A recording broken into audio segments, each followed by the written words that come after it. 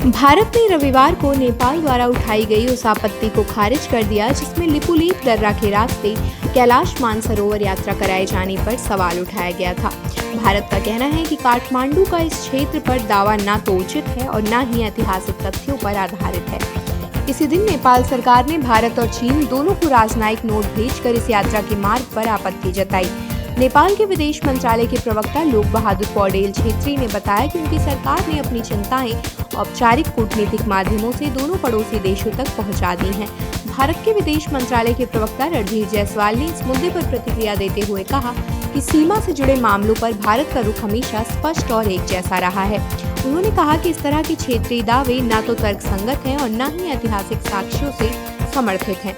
साथ ही उन्होंने ये भी जोड़ा कि एक तरफा तरीके से सीमाओं का विस्तार करने के प्रयास स्वीकार्य नहीं है। जायसवाल ने यह भी स्पष्ट किया कि लिपुलेख दर्रा 1954 से ही कैलाश मानसरोवर यात्रा का एक पारंपरिक मार्ग रहा है और ये कोई नई व्यवस्था नहीं है।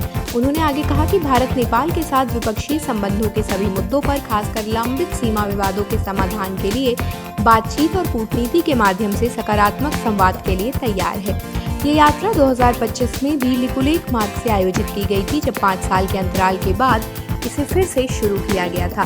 यह कदम भारत और चीन के बीच वास्तविक नियंत्रण रेखा LAC पर लंबे समय तक चले सैन्य तनाव के बाद संबंध सामान्य करने की दिशा में उठाया गया था।